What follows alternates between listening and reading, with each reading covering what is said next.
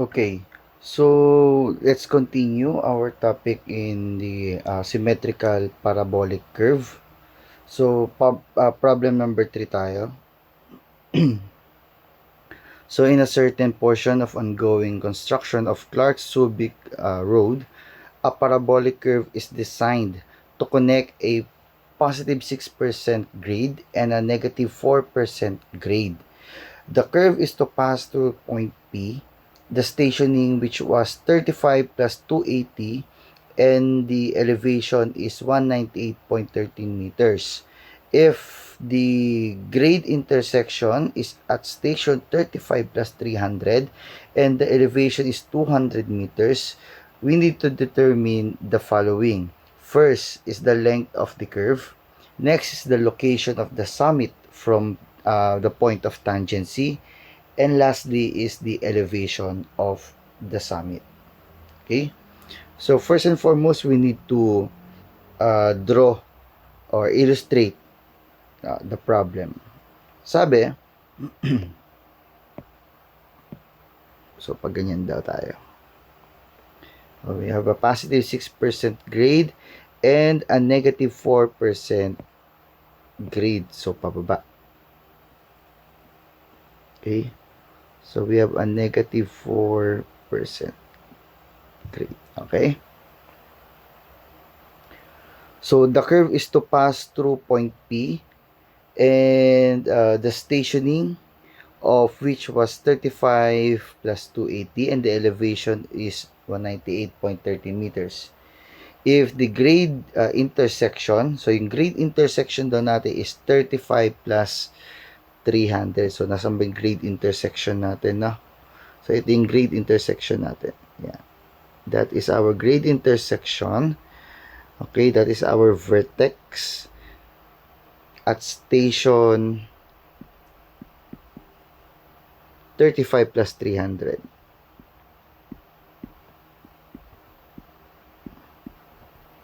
With an elevation of 200 meters. Okay? So, ang elevation doon natin is 200 meters. So, we need to determine the following. The length of the curve, the location of the summit from PT, and the elevation of the summit. So, kumpletuhin muna natin yung mismong plot natin. No? So, ilagay ko dito yung PC. Ito ilagay PC. Ito yung PC natin. Okay? And then, dito ko ilagay yung PT. Okay? And then, I'll draw the parabolic curve. Okay. Drawing ko yung parabolic curve natin.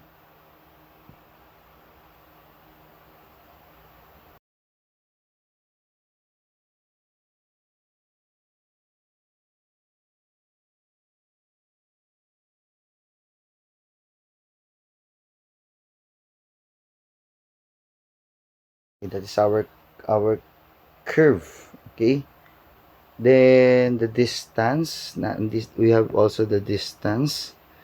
Our distance is, okay, this is a distance L. Okay. So we need to find the length of the curve. Okay, ano pa given sa atin? Given tayo dito na point P. Okay. So the location of our point P, say for example, dito natin ilagay yung point P natin, which is stationed at 35280. Okay, dito ko ilagay yung point P. Dito na lang. Yan. This is our point P. Station 35280.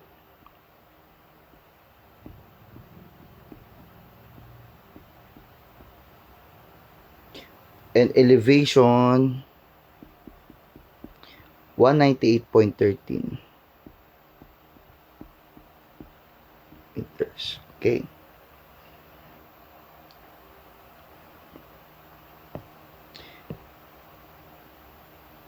Point. Meron tayong distance din from our PC. Okay? May distance tayo from PC and that distance we can call it as distance. Okay? We can call it as distance x. Okay, that is a distance x. And of course, itong portion na to ng P, when projected, project natin siya papunta dito sa ating back tangent. Yan, meron tayo dyang line. Okay. Ito. May line tayo dyan. And that line, we can define it as offset y. Okay.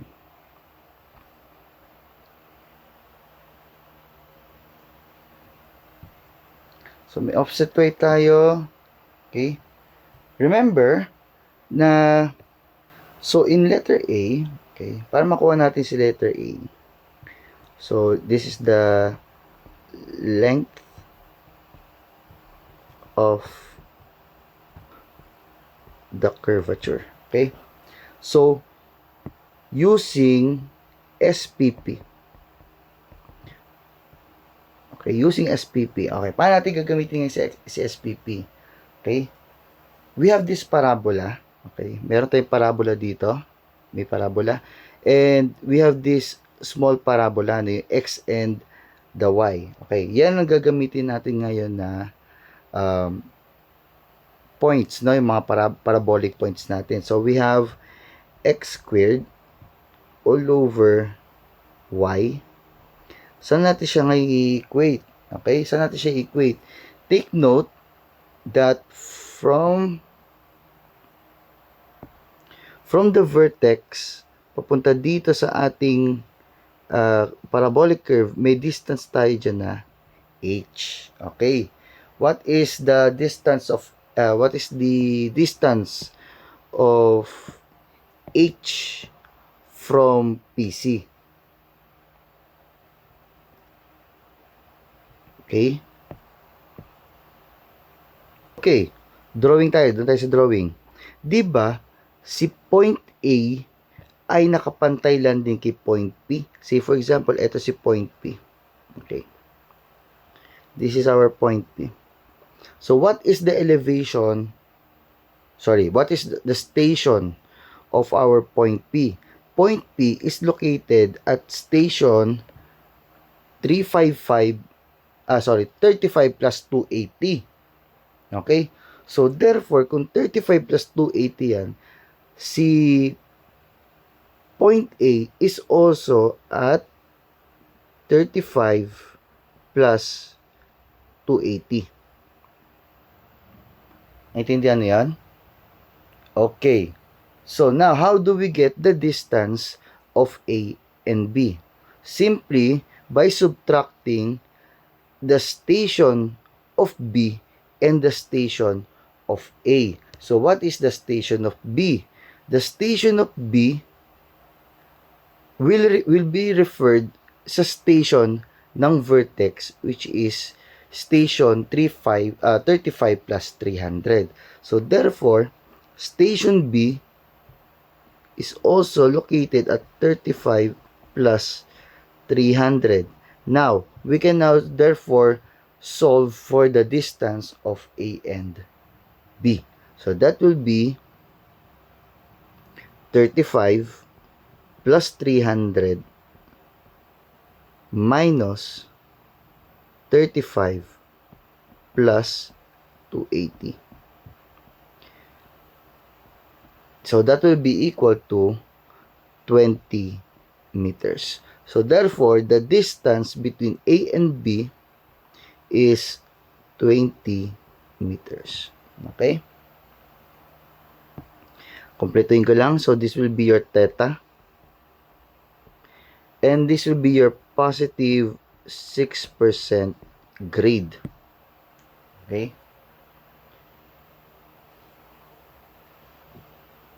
So, ang kailangan natin dito ay yung VB. Okay? Yung VB. So, recap lang tayo, no? So, we have tangent of theta is equal to y over x. which is also equal to the gradient in percentage. Okay? Cross multiplication, kailangan natin makuha yung y kasi yung VB is a y-axis, no? So we have y is equal to x tangent of theta. Based from the definition, tangent theta is also equal to the gradient or the slope. So therefore, we have y is equal to x multiply by the gradient. Okay? So ito ngayon yung working equation natin na gagamitin. So therefore, dito sa VB is equal to what? Yung x direction natin is 20. Okay? Multiply by the gradient of 0.06. Okay? That will be your VB. Okay? So, masasagutan natin ngayon yung elevation of A. So, what will be the elevation of A? So, elevation of A is now equal to the elevation of the vertex, which is 200 meters. Okay? 200 meters minus the VB. Yung VB natin is 20 multiplied by 0.06. Okay? Calculating elevation of A is equal to 198.800 meters. Okay? So that will be your elevation A. So may elevation P tayo. So makakompute natin ngayon yung y offset. So y is equal to elevation of A, which is 198.8000 minus elevation of P. What is the elevation of P? 198.13.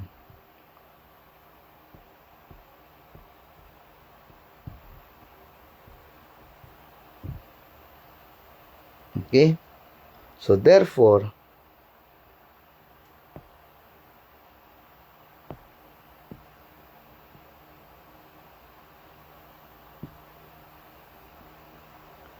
y is equal to, calculating it, 198.8000 minus 198.13. So that will be 0.67 meters. Okay? Kailangan din natin to. Okay? May x value. Okay, wala pa tayo x value, no? Pero may y value na tayo. So, kailangan natin ngayon ng x value. Okay? How do we get now the x value? We can get now x value by subtracting, tandaan natin A to B, itong portion na to. Okay? Itong portion na to, no? Yan, ito. Itong portion na to, yan. That portion is equal to 20 meters. Okay, nakalculate natin yung 20 meters na yan kanina. To get x, we need to subtract L over 2 minus the distance between point A and point B. Okay, so therefore, we have x is equal to L over 2 minus 20 meters. Okay? Wala pa tayong value ng L. So, i-leave as is lang natin yung x value. Yung x equation. So, may x, may y, pero h wala pa, na? Wala pa tayong h. Pero we have the formula for h. So, ano formula natin ng h? So, h is equal to L over 8 multiply by G1 plus G2. Okay? So, therefore, we have L over 8 multiply by G1. Ano G1 natin? Ay, hindi pala nakalagay. So, ang G1 natin is positive 6% and ang G2 natin is negative 4%. Okay? So, we have L over 8 multiplied by 0.06 plus 0.04. Okay? So, may H, X, and Y na. So, pwede natin gamitin ngayon yung working formula na, or working equation natin na from the square property of the parabola. So, we have the x squared. Okay? X squared muna tayo. So, that will be L over 2 minus 20 quantity squared all over y. Ano yung y natin? That is 0.67,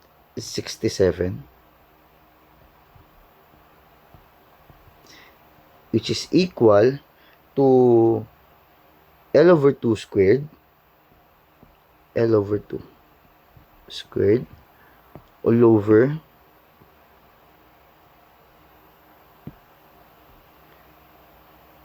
L over 8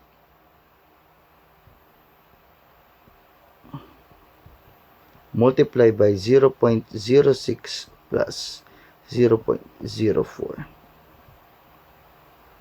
Okay?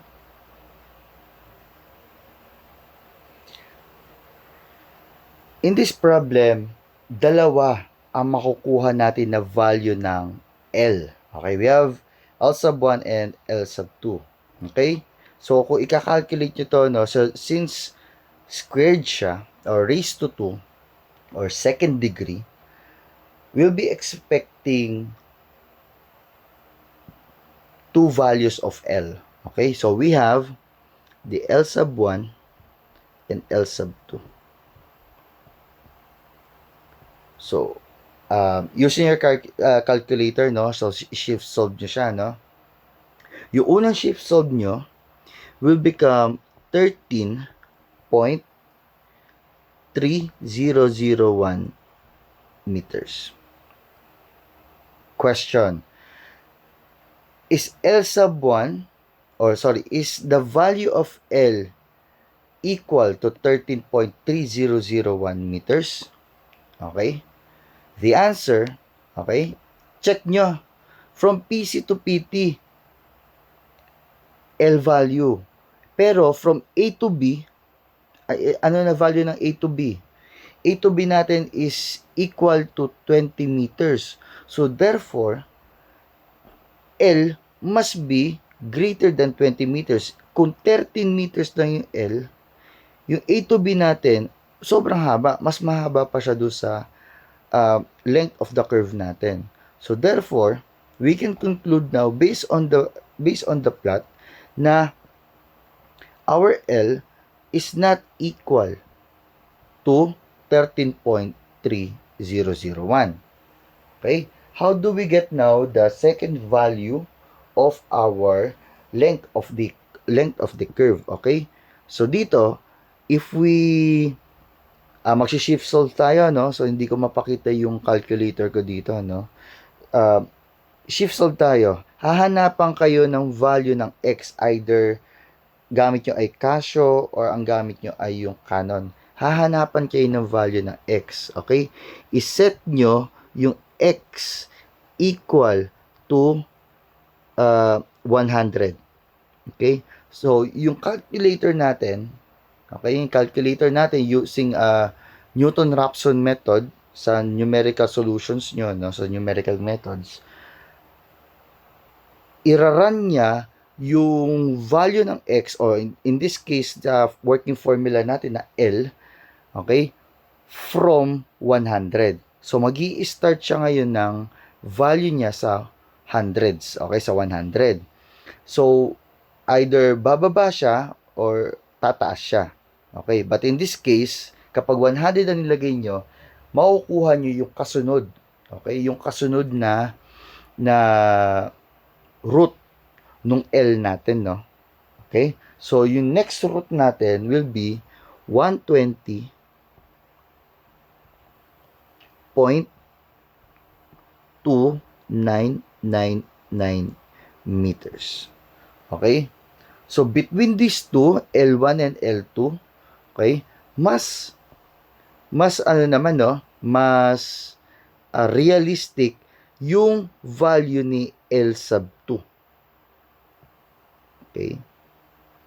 Mas realistic ngayon yung makukuha natin na L sub 2. So, therefore, we can conclude that the value or the length of the curve in this problem is 120.29999 meters. Okay?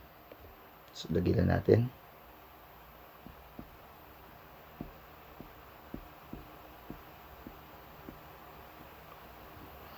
Okay. So, next. Okay, next tayo. Letter B, the location of the summit, okay, from PT. Hanapin muna natin yung summit, no? So, let's say ang summit natin is located here. Ito, andyan yung summit natin, yung highest point natin. Okay? Ito yung HP natin. Ang hahanapin natin ngayon is the location, okay, letter B,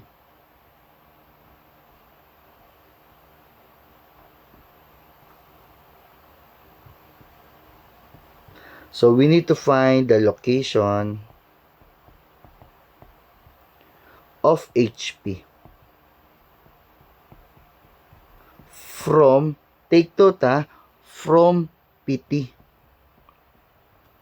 Okay.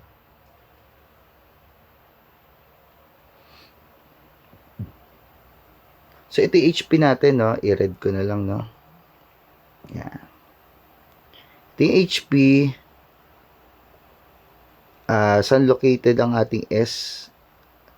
Okay.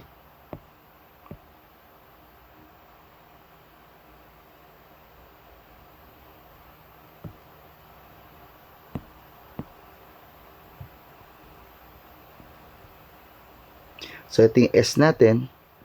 S. Ito naman yung L minus S. Okay? L minus S tsaka yung S. Now,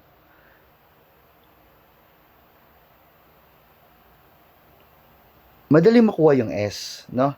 So, we have this formula for S, no? So, yung S natin, S, na-derive na natin to, no? Is G sub 1 multiplied by L all over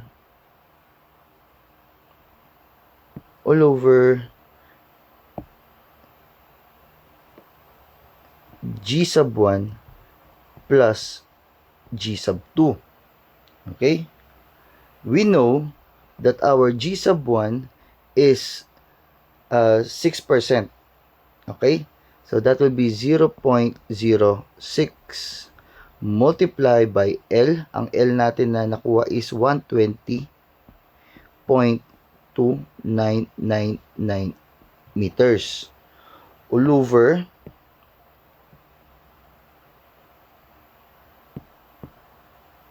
G1 is 0.06 plus 0.04. Okay? So, calculating S. S is now equal to 72.1799 meters. Ito na ba yung final answer natin? Okay? That won't be our final answer. Ang tanong sa atin is the location of HP from PT. Okay? So, from PT, so, ito yung PT natin, from PT. Ang kinukuha sa atin ngayon dito is ito. Yan.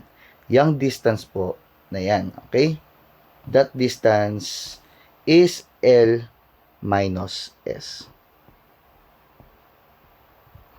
L minus S is equal to, of course, L, we have 120.2999 meters minus S, which is 72.1799 meters. Calculating, L minus S is equal to 48.12 meters. Okay? So, that is our final answer sa ating problem B. Okay?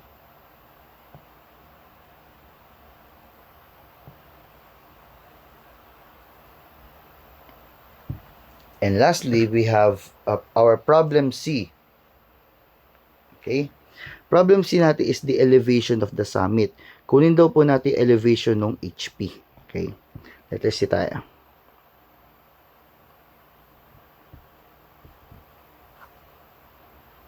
So, we need to get the elevation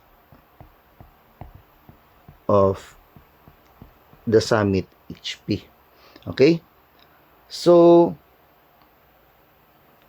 balik tayo dito sa problem natin, sa ating plot. No? Ang given sa atin ng elevation dito is the elevation of the vertex. Okay? Given tayo ng elevation of the vertex, let's utilize now the elevation of the vertex. Naintindihan? Okay. Based do sa mga nakakaraang problems natin, so from the vertex, bumababa tayo. Okay? Bumababa tayo papunta kay PC. Okay? Then from PC, umaakyat tayo papunta kay the highest point or HP, no? So from that, pwede tayong makagawa ngayon ng working equation. Pero kapag umakyat tayo kay HP, minsan, ang nakukuha natin is, or hindi pala minsan, madalas, ang makukuha natin is yung Y. Okay? So, tawagin natin ito as YHP. Okay? So, from the forward tangent. Okay?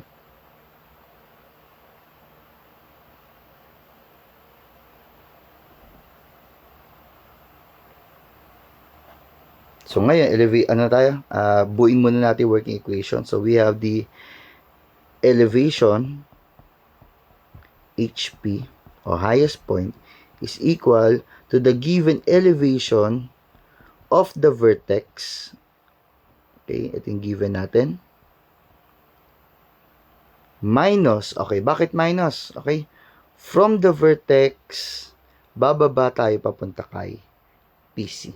Okay, minus L over 2 multiply by the gradient sub 1. Okay? Itong portion na to, station PC pa lang to, or elevation PC pa lang yan. Okay? So, that is our elevation PC. Okay? Elevation PC. Asa PC na tayo, akyat muna tayo dito sa ating point, no? Say for example, itong point na to, ito. Yung projected point sa forward tangent, tawagin natin siya as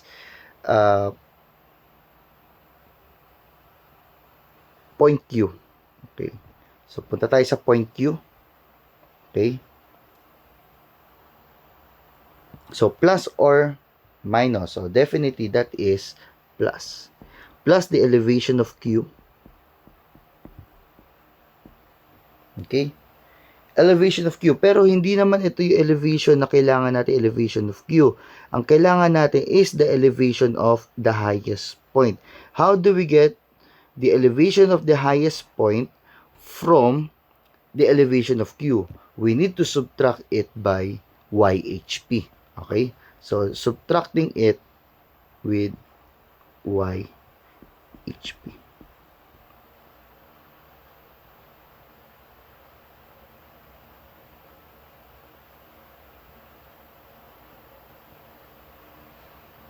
Okay. So we have here the working equation. Let's check this plot. Ang mapapansin natin, ano mapapansin natin? Okay? Ang mapapansin natin dito na yung S, okay? Yung distance S from PC, okay, is greater than what? Greater than L over 2. Okay? Take note of this one. Okay, our distance S in this problem, okay, is greater than L over 2. Okay? Ano yung distance S natin? S is 72.1799 meters. And then yung L over 2 natin, okay? L over 2 natin is equal to 60.15. Okay? So, bakit natin kailangan itong relationship na to? No? May kinalaman po yan dito sa ating elevation of HP. So, therefore, since distance S is greater than L over 2, therefore, okay, therefore what? Ano naman? Okay? Remember, na gumagamit tayo dito ng gradients, the G1 and the G2. Okay? Saan ba naka-point out yung highest point natin? Yung highest point natin, pag pinroject natin pataas, papunta sa tangent, ang tinatamaan niya ngayon is yung forward tangent. Okay? And that forward tangent has a gradient. What gradient? The gradient sub 2, which is negative 4%. Okay? So, halimbawa, no, hindi maganda yung naging plot nyo. Okay? Hindi maganda yung naging drawing nyo. Hindi nyo mahanap kung nasa inyong location or nasaan ba talaga yung yung highest point. I-check nyo yung relationship ng S at L over 2. If S is greater than L over 2, therefore, nasa kanan side siya. Okay? Nasa kanan side siya nung ating vertex. At ang tatamaan niya na gradient pag pinroject natin sa tangent is gradient sub 2. But if S, okay, if S is less than L over 2, ibig sabihin, dito banda, okay, nandito banda yung ating nandito banda yung ating HP, andyan yung HP natin. Therefore, pag pinroject natin siya, ang tatamaan niya is yung left side. Ano ba yung left side na tangent? Ano ba yung left side tangent natin? Which our back tangent, no? Yung gradient niya is positive 6%.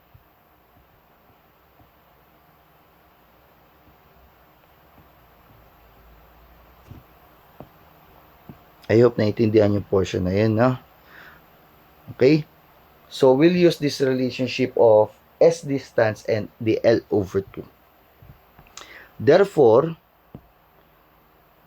use G sub 2 is equal to negative 4%. So, yan, no? So, para saan yan? Okay? Using SPP, okay, balik sa plot. Ay, consider natin ng mga points dyan is the L over 2 at saka yung distance H. At the same time, yung L minus S at yung distance YHP.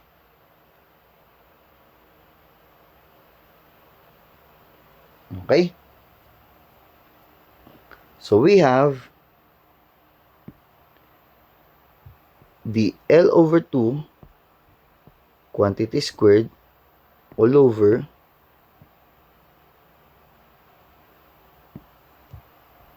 H is equal, okay, to L minus S squared all over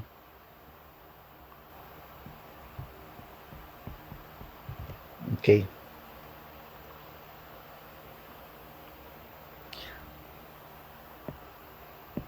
So, lahat naman ng values available, ang mahahanap natin dyan is the YHP na. So, L over 2 is 60.15.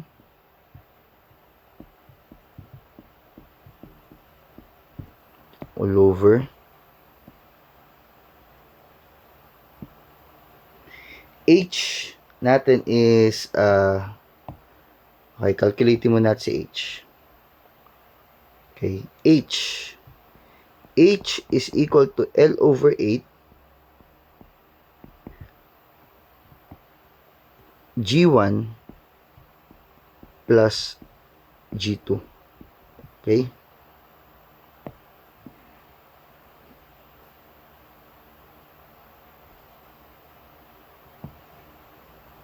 Pero dito ko nilagay, no? Diyan ko nilagay. Oops, sorry.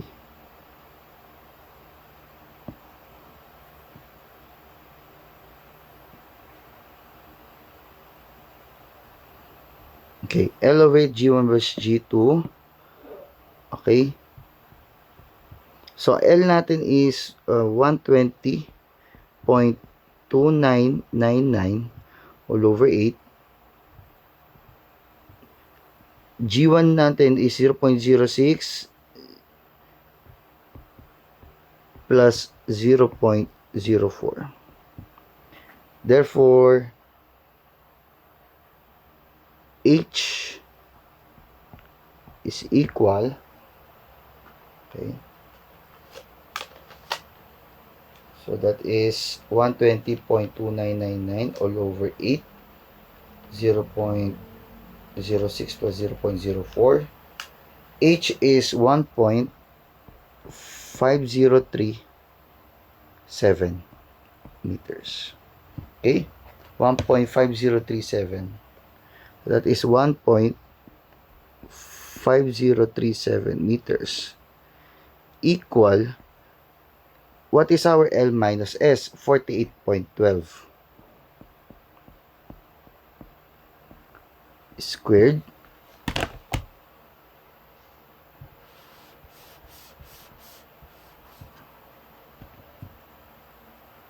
all over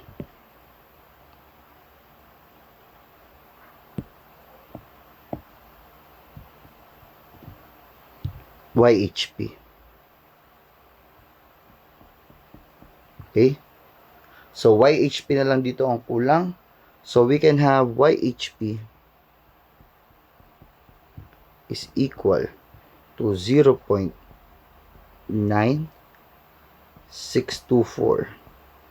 meters. Okay? So, nakuha na natin lahat ng values natin. The elevation of the vertex is already available. L over 2, G1, available. Elevation of Q, makukuha natin yan. And YHP. Okay. Therefore, the elevation, HP, is equal to the elevation of vertex, which is 200, minus L over 2 is 60.15, multiplied by the gradient sub 1 or 0.06 plus elevation Q. Elevation Q natin, itong Q,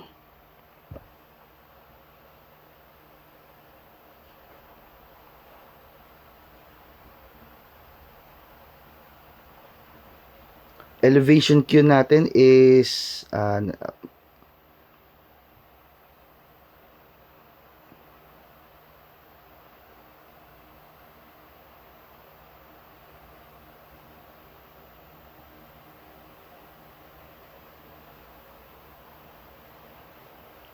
elevation Q, okay, elevation Q. Elevation Q natin will become S distance multiplied by G sub 2. Okay? So, bakit S distance, no? From PC, ito yung S distance natin. Ito yung X-axis natin. Okay? Yan yung X-axis natin. No? Ang kino-consider natin ngayon dito is yung elevation Q. Yung elevation Q natin is nag-lie doon sa gradient sub 2 natin, which is the 4% natin. Yan. So, therefore, ang gagamitin natin ngayon is the gradient sub 2 or the 4% grade. Okay? So, we have elevation Q, yung S natin is 72.1799 multiplied by 0.04 minus YHP 0.9624. Calculating it using your calculator, elevation HP is equal to 198.3158 meters.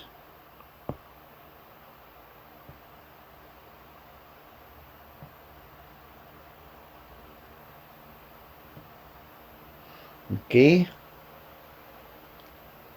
So that's it for our problem number 3. Okay. So I've completed all the problems in the symmetrical parabolic curve.